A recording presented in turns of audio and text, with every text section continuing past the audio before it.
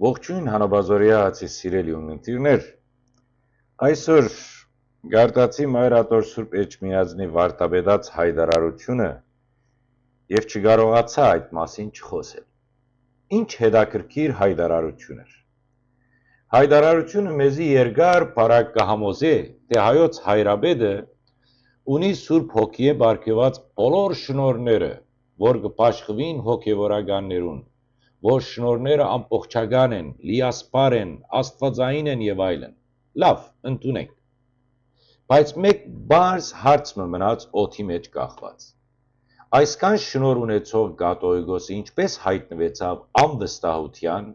հագակրանքի եւ հեղինակազրկման այս խորքի մեջ։ Արդյոք շնորհներն են քիչ, թե ընձայադուրքը չէ ուզած աշխատացնել ծրագիրը։ Եթե հայդարարության հեղինակներուն լսենք, վարդապետներուն, գտվա թե քարեքին երկրորդի շուրջը երևի սուրպերու ամբ է, հրեշտակներու փոշի գտապի, իսկ եղբայրությունը ամեն առավոտ 3 անգամ գապշի անոր վարդապետական բայծարութենեն։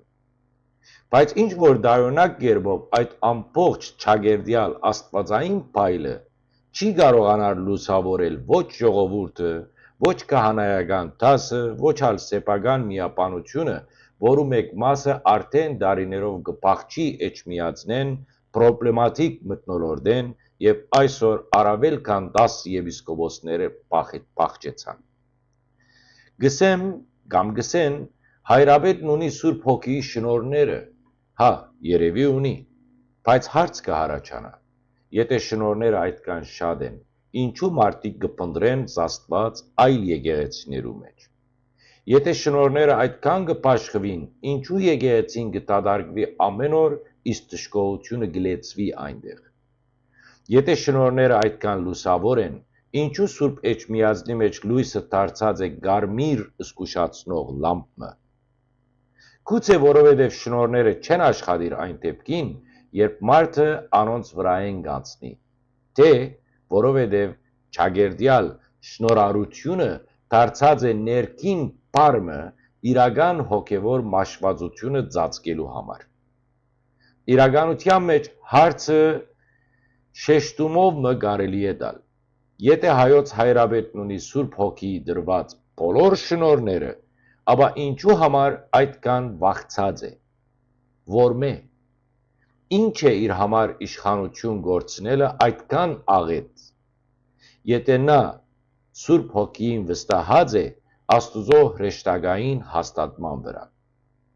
Չէ որ շնորհ ունեցողը չի վազեր վրան ծածկելու ամեն քննադատություն։ Չի լրացներ դարբեր գարձիկ ունեցող քահանաներու։ Չի վախնար բաց խոսքեն։ Չամրանար իշխանական հայդարարություններու հանդերձանքով եւ հաստատ չի փորձարկվեր հավատացյալներու համբերությունը դժգոհության վերջ սահմանել։ Հաշվարկը բարձ բանգս է։ Այն ինչ իրական շնորհ ունի, հեղինակազրկում չի վերապրիր։ Հեղինակազրկում կվերապրի միայն այն, ինչ վաղուց արդեն գործընծուցած է իր բանական եւ հոգևոր կենսունակությունը։ Ուստի,